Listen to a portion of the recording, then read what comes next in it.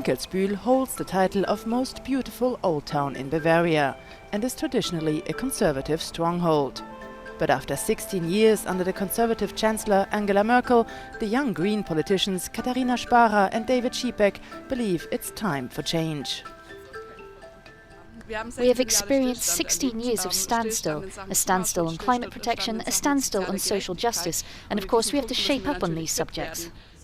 So far, during the election campaign, they have encountered people who welcome green change. But they've also faced hate and anger.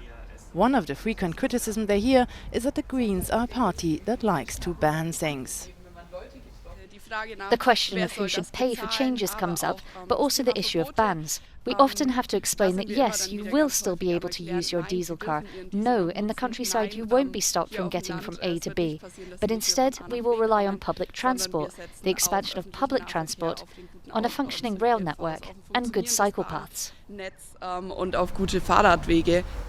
To Schiepek, these elections are all about the climate, because it's Germany's last opportunity to change course and make sure it achieves its climate goals.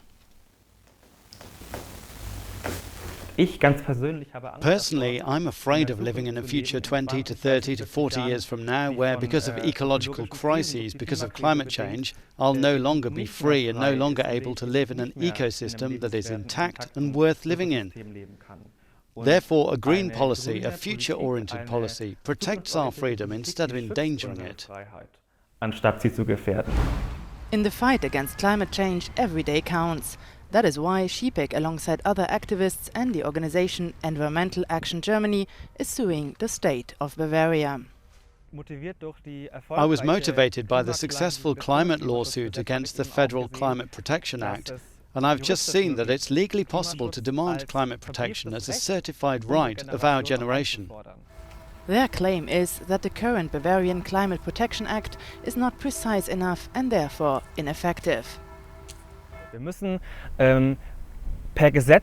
By law, we must specify by which specific year we want to achieve reductions in CO2 and in which specific sector, i.e. transport, energy, because only when we have legally specified these reduction paths can we, the economy and society, plan which measures should be taken and when. For Sparrer and Schiepek, it's about more than just politics. For them, the future of their generation is at stake.